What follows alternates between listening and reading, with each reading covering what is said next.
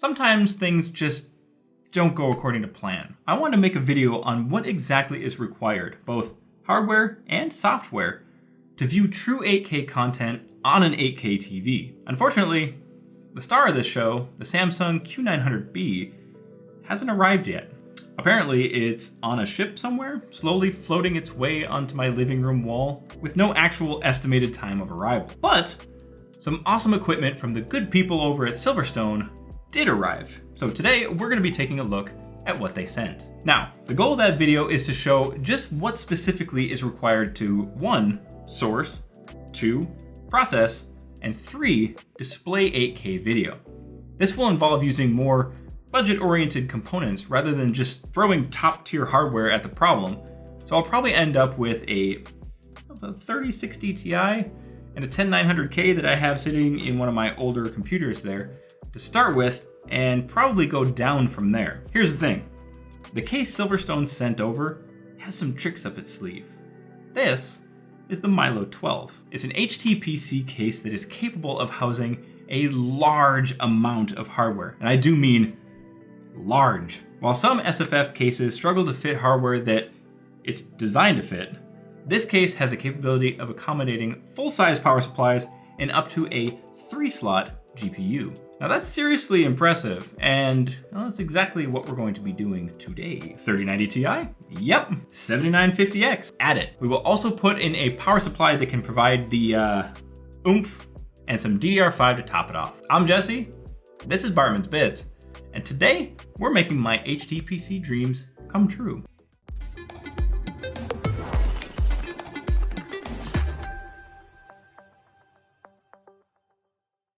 Before we get to that build montage, let's throw up the specs of this case and give a big shout out to Silverstone for providing it and some of the other hardware for that 8K video project. If you guys want to see that video when the TV finally arrives, go ahead and subscribe. Now this case supports a mini ITX motherboard, SFX or ATX power supplies up to 160 millimeters, a 3-slot GPU with a length up to 345 millimeters. For cooling, there is space for a CPU cooler height of 77 millimeters.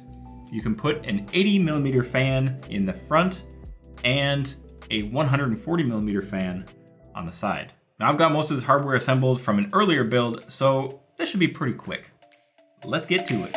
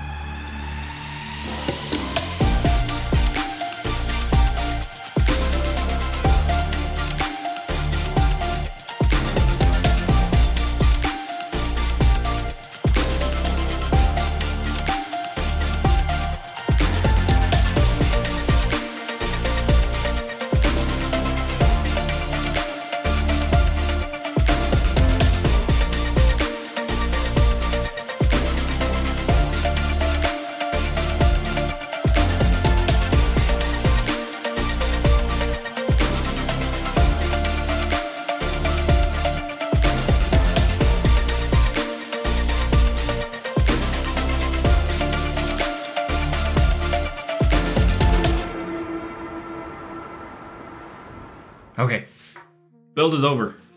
Let me grab it here. Okay, which way are we putting it? I did not put the feet on it. I'll leave it like this. Obviously you can put it in either orientation. You can lay it flat like this with those feet on there, or you can set it upright. This is actually the perfect size to fit neatly inside of my entertainment center. Obviously you'd have to add some cooling in there because there is no entertainment center ever in the history of entertainment centers that has cooling at all. Onto the case. Now, I really like the design of it. This kind of pattern that it has on the outside here. You know what, let's put it up. It is incredibly heavy when you have the full-size power supply, the 3090 Ti, and everything else inside there. So the pattern, whatever you want to call that, I like it. It works for me. And it does have that kind of fine mesh back there that will act as a kind of dust filter. All the side panels came off and made it pretty easy to install everything. One thing to note is if you're using the full-size power supply, they definitely have full-size power cables with it. So unless you're doing some kind of custom cable ordering from Cable Mod or something like that, you've got a lot to deal with. But I will say that there are plenty of spaces to kind of jam those cables into, and everything ended up fitting without having to squeeze the side panels on. Unfortunately, the 3090 Ti is a little bit too thick. You'd either have to shave down your graphics card, or what I did is I just bent the lip up a little bit on the side panel, on this side, where that slides into. Bent it up just a little bit so I could get the GPU under there, and I was able to slide the top panel on. Not ideal, but that is definitely not the GPU that should be in here. Yes, it can handle it, but something a little bit smaller is recommended. The front I/O is pretty good. 2 USB-A ports, USB-C, and a headphone. You also have an optical drive bay right here, but because I'm using that bigger power supply to power the 3090 Ti, this will not be able to be installed. If you were using the SFX power supply and something a little bit less for the graphics card, you could put an optical drive in here, which is what I'll be doing when I set this up for an actual home theater PC. So it may seem a little outdated to have that on here, but for its purposes, this is exactly what you want. And it's something that should be included on an HTPC. I did have a problem on the front here. I don't know if you can really see that, but you have your power button down here and then a reset button, which doesn't really work. I don't know if I caused that by pushing it initially, but I will say that with everything plugged in for the front panel I/O, this doesn't turn on right now. And I believe it's because that reset switch is like permanently stuck in. So it's in like a continuous trying to reset and won't let you do anything else. Once I unplug everything from the I/O connections on the motherboard, you can short the motherboard and it turns on fine. So I believe if I just connected the power switch, everything would be fine.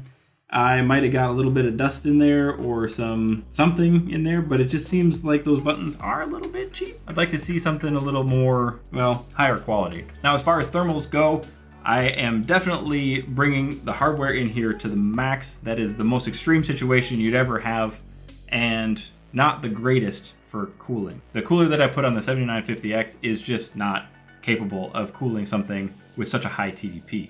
There's no fault of the cooler, it's just not rated to handle that. So the thermals were pretty terrible. I did have to undervolt the CPU, not too much, but it definitely brought down the Cinebench score quite a bit, but it kept the temperatures at 90°C under that load.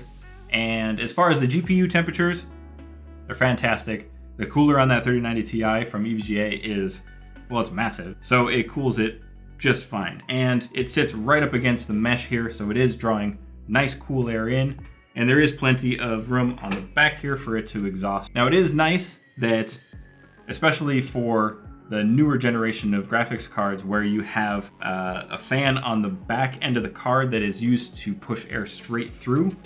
On this setup, straight through is a hole where the 140mm fan is mounted.